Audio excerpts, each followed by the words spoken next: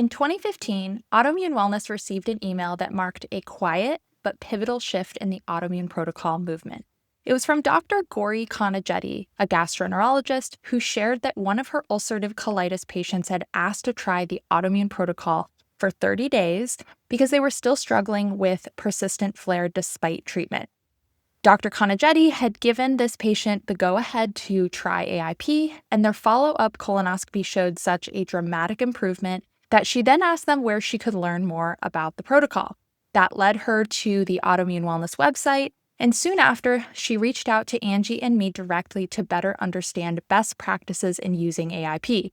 Of course, we were thrilled, and that email began a collaboration that ultimately became the very first pilot study of AIP for inflammatory bowel disease. So if you're not familiar, IBD includes both Crohn's disease and ulcerative colitis. It was a remarkable example of genuine scientific curiosity by Dr. Konijeti, and in many ways, fortunate timing for us since we had already been teaching and coaching about AIP for many years at that point. There was also a little luck involved as Dr. Konijeti was not just a regular gastroenterologist. She was the head of the IBD program and a clinical researcher at Scripps who was actively exploring dietary therapies for IBD, and her patients' results using AIP aligned perfectly with questions she was already hoping to study. For those of us who had already seen AIP's impact in our own lives, in our communities, and in clinical practice, this was the moment when those early success stories began to shift into research results. And today, we're going to walk through all of the details of the study, how it began, the intervention that was examined, the results, and why it continues to matter nearly a decade later.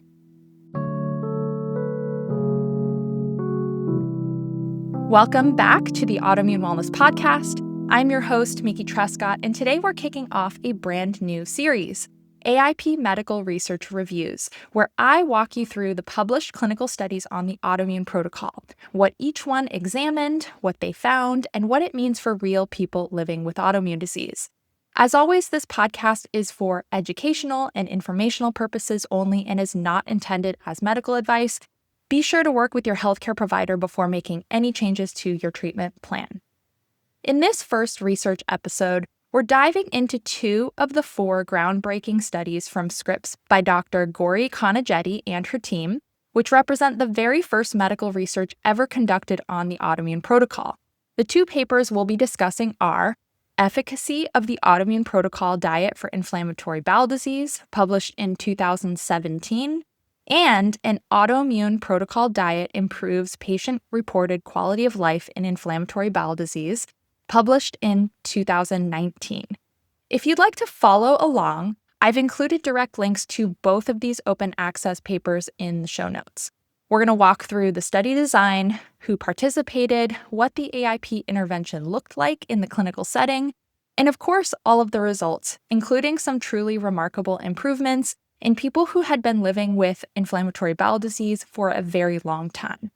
Along the way, I'm going to explain the science in everyday language and highlight what these studies mean for the evolution of AIP today, including why the early improvements documented in these studies helped inspire the modified AIP approach. Before we get into the details of the studies themselves, it's important to understand the landscape of inflammatory bowel disease, otherwise known as IBD, and why this research is so significant. IBD is an umbrella term for two chronic autoimmune conditions, Crohn's disease and ulcerative colitis. Both involve misdirected immune activity that causes inflammation in the digestive tract, often leading to abdominal pain, bleeding, diarrhea, fatigue, weight loss, and potentially serious complications over time. Crohn's and ulcerative colitis are also some of the most prevalent autoimmune conditions, affecting at least 1 out of every 100 people. These conditions typically require long-term management and can be incredibly disruptive to daily life. The standard treatments for IBD include medications like immunosuppressants, steroids, and biologics, along with surgery in some cases. These are powerful interventions, and for very many patients, they are essential. But even with these therapies, there is a significant number of patients that continue to experience symptoms, flares, or reduced quality of life. And despite decades of research, the role of diet in IBD has historically been controversial. Until recently, dietary approaches were often considered experimental or alternative, with very little high-quality research to guide clinicians. So given that context, you might wonder, why would a gastroenterology researcher consider studying a diet like AIP in the first place? Part of the answer goes back to that patient story, but there's definitely more to it. Around this time, there was a growing awareness of dietary interventions like AIP and other therapeutic approaches gaining anecdotal traction in IBD communities. At the same time, clinicians were increasingly aware that their patients were seeking out complementary diet and lifestyle strategies on their own, simply because the standard care alone wasn't meeting all of their needs. AIP entered the picture as a comprehensive elimination and reintroduction protocol designed to reduce inflammation, support gut health, and identify individual dietary triggers. While many healthcare providers and patients were becoming familiar with the anecdotal success stories, there hadn't yet been any clinical research to document its effects, especially in a specific autoimmune population with long-standing and active disease. With that background, it's time to dig into the pilot study and start with the participant profile, because who is included in this study shapes how we interpret the results. The study enrolled 15 adults with inflammatory bowel disease, representing both Crohn's disease and ulcerative colitis. Now, these were not mild cases or newly diagnosed individuals. In fact, the mean disease duration in this group was nearly 19 years, meaning that many participants had been living with IBD for the majority of their adult lives. And most importantly, all were experiencing active disease at the beginning of the study, despite treatment with standard therapy. So they were not in remission, they were not between flares, but they were still symptomatic and struggling despite this care. And you can see that many of these patients were on standard medications for IBD, including 47% on mesalamine, 47% on biologic therapy, and 13% on an immunomodulator, and then 20% on systemic steroids. And as we discussed before, these therapies are the standard of care for IBD, and for many patients, they are essential. But the fact that these participants remained symptomatic despite these treatments underscores just how challenging their level of disease activity was. Another important detail is that none of these patients had experience with AIP before. They were coming in without prior experience using dietary interventions to manage their IBD, and many had not received much nutritional guidance as a part of their conventional care. This means that they were encountering AIP as a completely new approach. This matters because it pushes back against the assumption that AIP only works for highly motivated or diet-savvy people. This group wasn't selected because it would be easy for them or likely that they would be successful. If anything, they represented a population where achieving change would be very challenging, and that's part of why the outcomes from the study were so striking. Next, let's talk about how the research team structured the AIP intervention in this pilot study, because this wasn't just like a handout, start AIP on day one. It was a very intentional phased program. In this study, participants used a 6-week stage elimination process called SAD to AIP in 6, designed by Angie Alt. Instead of removing all foods at once, they followed a weekly sequence where different food groups were eliminated step by step. This approach was designed to support consistency, reduce overwhelm, and make it easier for people with active disease to adopt the protocol safely. After the 6-week transition, participants completed a 5-week maintenance phase. This is actually what we in the AIP community call the elimination phase. The research team here just used a little bit of a different terminology.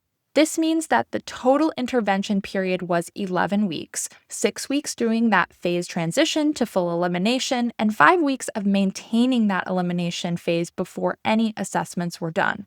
The elimination phase used in the study aligns with what we now call core AIP and removed grains, legumes, nightshades, dairy, eggs, coffee, alcohol, nuts and seeds, and food additives. And alongside these eliminations, the program also emphasized nutrient density and whole food patterns, encouraging a wide variety of vegetables, high-quality meats and seafood, healthy fats, fermented foods, bone broth, and organ meats. And next, the lifestyle and education component. So it's also important to highlight that AIP in this study was not just about food. Participants received guidance on stress management, sleep and sleep hygiene, building a support system, navigating grocery shopping and meal prep, incorporating gentle movement, and understanding nutrient density. So this is reflective of AIP as a holistic framework, not just a dietary pattern, which is exactly how it is practiced and taught today. And I think that this is a point that can easily get lost when we discuss the results. So remember that the intervention here did not just focus on eliminations, but also in adding nutrient-dense foods as well as making lifestyle changes too. Another core part of the study was the support structure. Participants worked with a certified health coach who guided the dietary transition, a registered dietitian who provided one-on-one feedback and troubleshooting, and they also participated in a moderated group setting where participants could ask questions and connect with one another, which is a really cool feature. The researchers themselves did not participate in the group, but the dietitian and coach monitored their dietary intake, they reviewed the food logs, and provided individualized guidance throughout. This coaching model is very much in line with what we've long taught in the AIP Certified Coach program. A structured, supportive, and education-based approach helps people implement AIP safely, accurately, and in a way that respects their symptoms, their capacity, and their medical needs. Next, let's discuss the clinical measures the researchers used. These are the areas that they are looking to see changes due to the intervention. The first tool is the Harvey-Bradshaw Index, or HBI, which is used specifically for Crohn's disease. It's a symptom-based scoring system that looks at things like daily abdominal pain, number of liquid stools, presence of abdominal mass, and complications like joint pain or fever. Higher HBI scores indicate more active disease, and lower scores indicate improvement or remission. For participants with ulcerative colitis, the study used the Mayo score. This is a combination of rectal bleeding, stool frequency, endoscopic findings, so that's what the inflammation looks like on a colonoscopy, and a physician's global assessment. The Mayo score is one of the most widely used clinical tools in UC research, and again, just like the HBI, higher scores indicate more active disease. So next, the researchers measured C-reactive protein, or CRP. This is a protein produced by the liver in response to systemic inflammation. It doesn't tell you where the inflammation is happening, but it is a useful marker for whether inflammation is rising or falling in the body as a whole and is commonly measured in autoimmune disease research. And to understand inflammation specifically in the gastrointestinal tract, researchers measured fecal calprotectin. This biomarker is released by neutrophils, a type of immune cell, when there is inflammation in the gut lining. Higher levels indicate active intestinal inflammation. Lower levels suggest an improvement. And then lastly, the researchers used a quality of life assessment that we will discuss later, as this was published as a separate study. So taken together, these tools allow the researchers to measure both objective changes, so what they could see in blood work, stool tests, or colonoscopy scoring, and subjective changes, how the person actually feels, functions, and experiences their disease. And like most autoimmune diseases, IBD is complex, so using multiple types of measures helps ensure a more accurate and meaningful assessment of change. On to the results. Let's start with the clinical outcomes, the changes participants actually experienced in their symptoms. One of the most striking findings from this pilot study is that 73% of participants achieved clinical remission by week 6, and all of these patients maintained that state for the duration of the study. This finding was consistent between those with Crohn's disease and ulcerative colitis, meaning it worked equally well for both conditions. And remember, these were individuals with a mean disease duration of 19 years, all of whom were mid-flare when they started the study, regardless of the medications they were on. So that is, frankly, an amazing result. Using the Harvey-Bradshaw Index for Crohn's and the Mayo score for ulcerative colitis, researchers saw meaningful reductions in symptom severity across the board. People reported less abdominal pain, fewer trips to the bathroom, improvements in rectal bleeding, and overall better daily functioning. One important detail is that many of these improvements began before participants had even reached full elimination. Because the study design involved a gradual, stepped transition into AIP, week 6 was the first point when everyone was firmly in the elimination phase, and yet symptoms had already improved. So for a population with longstanding, moderate to severe IBD, this kind of rapid improvement is pretty noteworthy. Early dietary and lifestyle changes before someone is fully doing that elimination phase may have meaningful effects on symptom burden, and we'll discuss how this factors into the new modified AIP protocol later. Next, let's look at the objective biomarkers, the measurable indicators of inflammation that the researchers collected at baseline, week 6, and week 11. The two primary markers used in the study were CRP, that C-reactive protein, which reflects the systemic inflammation, and fecal calprotectin, which reflects intestinal inflammation specifically. So for participants who completed lab work at baseline and week 6 or week 11, mean CRP levels decreased, although the change was not statistically significant.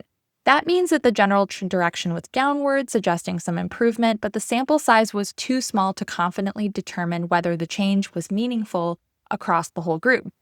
Next, fecal calprotectin, this is that gut-specific inflammatory marker, also showed an interesting pattern. Among participants with elevated FC at baseline, so that's above 50 milligrams per gram, mean levels dropped from 701 micrograms per gram to 139 micrograms per gram, which is a sizable numerical improvement that didn't reach statistical significance, but it is interesting. And among the 11 participants who achieved clinical remission, 6 provided stool samples at both baseline and week 11. And in that subgroup, mean fecal calprotectin decreased from 471 micrograms per gram to 111 micrograms per gram. Again, a meaningful numerical change, but not statistically significant given the small number of samples. Next, we'll talk about medication changes during the study. The research team advised participants not to make any changes to their medications before the study began because medication stability helps isolate the effects of the dietary intervention. However, a few participants did make changes on their own during the course of the trial, and those cases were documented in the final paper. 2 participants who were taking oral mesalamine, a common therapy for ulcerative colitis, chose to discontinue it. One of these patients who stopped the oral mesalamine entirely still achieved clinical remission by week 6, with their partial Mayo score falling from 6 at baseline to 0. Another participant discontinued the oral form but continued using a suppository, and their partial Mayo score also decreased from 5 to 0 by week 6. There were also 3 participants on steroid therapy at the start of the study. 2 of them were able to discontinue steroids during the trial, and in both cases, their partial Mayo scores dropped to 0 by week 6. The third participant on steroids was lost to follow-up due to an insurance change. These medication changes weren't part of the original study design, but they're important to note because they suggest that some participants experienced improvements significant enough that they felt comfortable adjusting their therapy. And in each documented case with follow-up data, these individuals achieved clinical remission by week 6. It's also worth mentioning that medication decisions are deeply individual and should always be made with a healthcare provider. But in this study, the changes that did occur support the idea that the intervention was compatible with ongoing medical treatment and may have contributed to meaningful improvements during the trial period. So what about safety? When we consider safety in a nutrition and lifestyle intervention, especially for people with longstanding IBD, it's important to look at the full picture. In this pilot study, the overall safety profile of AIP was good, but there were 2 adverse events, and both occurred in participants with known strictures. A stricture is a narrowing in the intestine caused by prior inflammation, scar tissue, or surgery. When the bowel is narrowed, certain foods, especially high fiber or raw foods, can be harder to move through, and dietary changes need to be made more cautiously. So little alarm bells might be going off if you're familiar with AIP. So in this study, one case, symptoms worsened after the participant rapidly increased their intake of raw vegetables and other high-fiber foods. They did not communicate these changes to the dietary team, and they dropped out. In the other case, a participant with an ileocecal valve stricture experienced worsening symptoms during the elimination phase and withdrew before the study was completed. These events highlight an important point. Individuals with strictures or anatomical changes in the bowel often need specific dietary modifications, and any structured protocol, including AIP, should be adapted accordingly. Participants tolerated the intervention well, adherence was extremely high, and no other significant adverse events were reported. And just a reminder, if you are an IBD patient, you have a known stricture, a history of bowel surgery, or any concerns about how food moves through your digestive system, make sure that you are working closely with your gastroenterology or your medical team and communicating openly about any dietary changes you're making. Support and personalization are essential parts of doing AIP safely.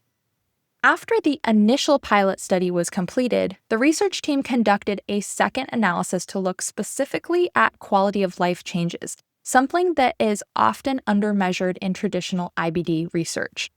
The researchers used the Short Inflammatory Bowel Disease Questionnaire, or SIBDQ, which is a validated tool that measures day-to-day functioning in people with Crohn's and ulcerative colitis. Scores range from 10 to 70, with 50 or above indicating good health-related quality of life. Across the group, mean SIBDQ scores improved at every measured time point. So at baseline, they started at 46.5, at week 3, 54.0, week 6, 53.3, and week 9, 62.2. These are statistically significant improvements at weeks 3, 6, and 9, meaning participants were reporting less bowel-related distress, better ability to function socially and physically, and improve overall well-being. The researchers also looked at scores in terms of good quality of life, and so these are the scores of 50 and higher. Several participants who started with poor quality of life improved into the good range by week 3. More participants reached the good quality of life threshold by week 6, and among the 4 participants who completed every survey through week 11, all had scores over 50 by the end of the study. And importantly, no participants who started with already good quality of life dropped below 50 at later time points. So when researchers looked at those individual SIBDQ questions, they found significant improvements early in the intervention, including a 36% improvement in bowel movement frequency, 28% improvement in perceived stress, 29% improvement in ability to perform leisure or sport activities. Another key finding is that many participants maintained or continued improving into the 5-week maintenance phase after reaching full elimination. So in that subgroup with all of the complete data, mean SIBDQ scores rose from 46.5 at baseline to 61.5 by week 11. While this wasn't statistically significant due to the small group, the trend was clearly upward. This mirrors what we see in real-world practice. When people have guidance, structure, and community, AIP becomes easier to integrate and sustain.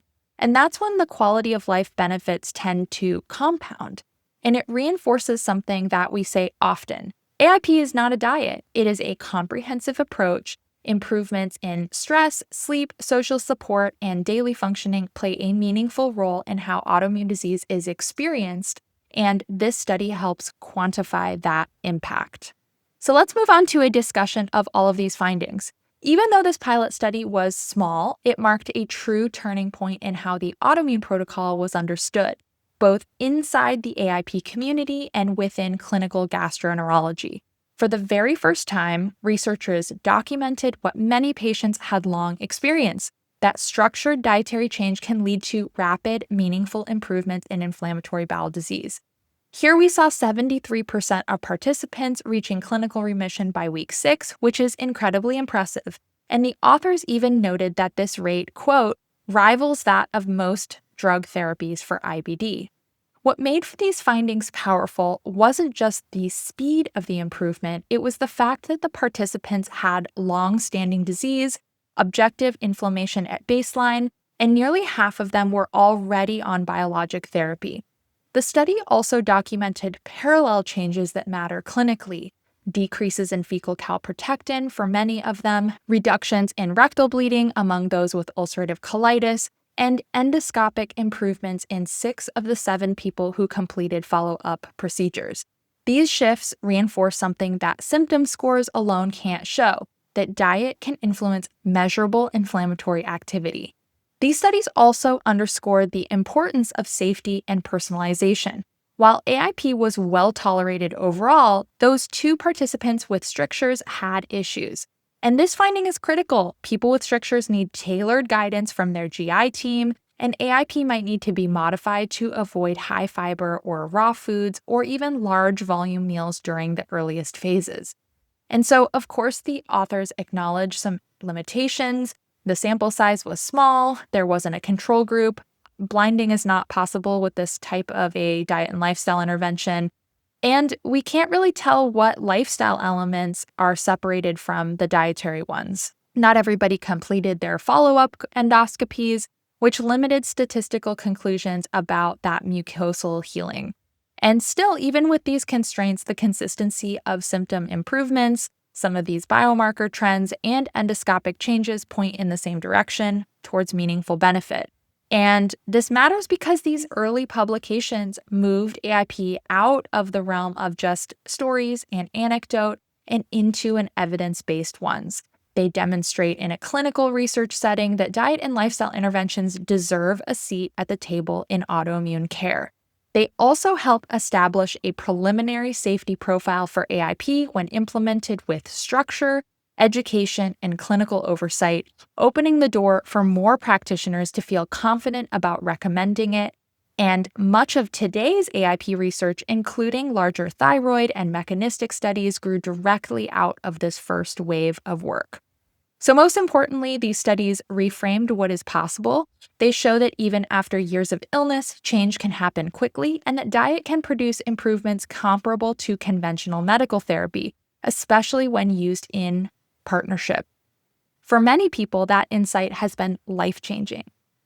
So what does all of this mean if you are considering using AIP to support inflammatory bowel disease today? Across the original IBD pilot study and years of clinical experience, several clear themes emerge. First, improvements can happen pretty quickly, often within just a few weeks.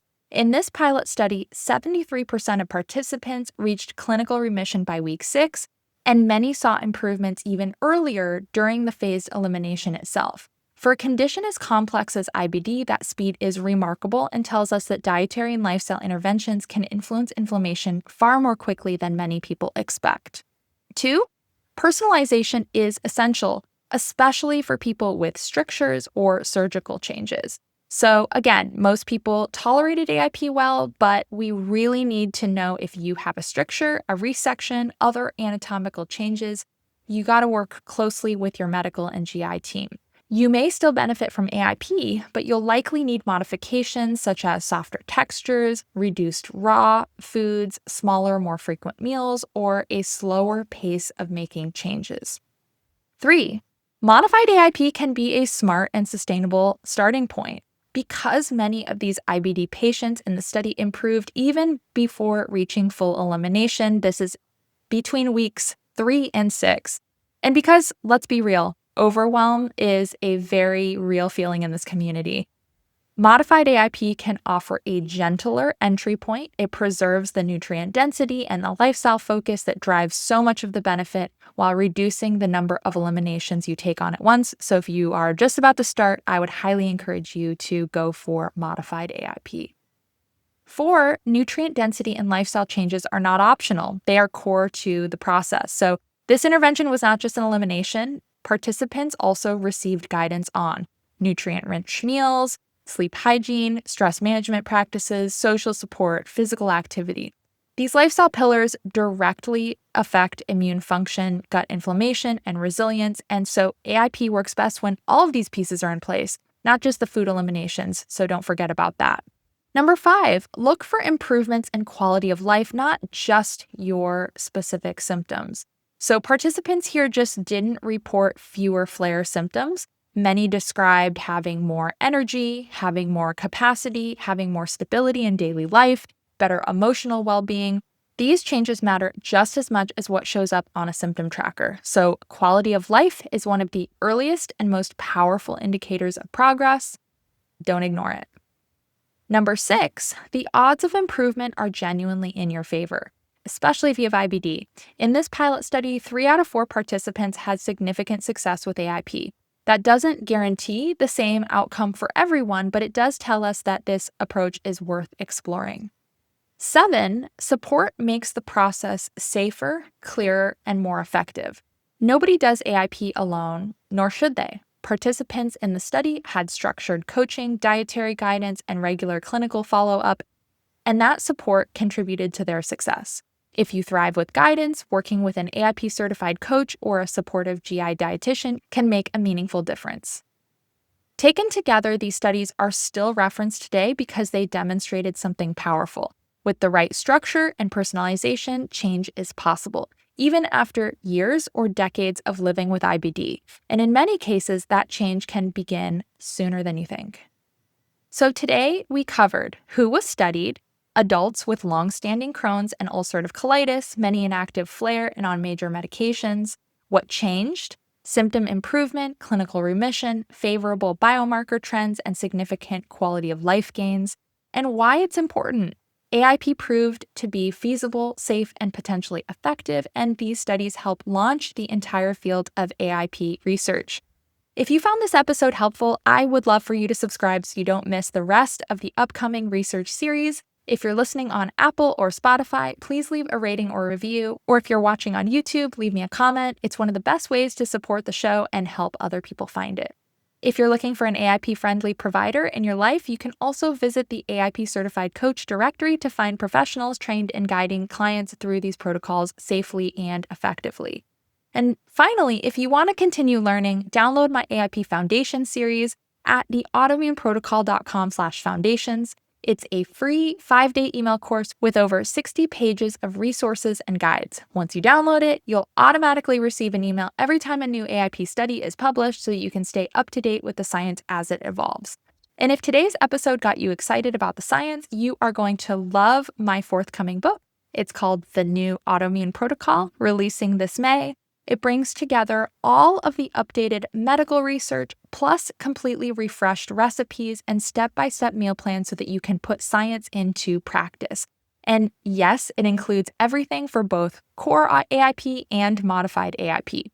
You can pre-order your copy now, and it truly helps get this work into the hands of more people who need it. Thank you so much for joining me for this first episode in my AIP Medical Research Review series, and I'll see you next time.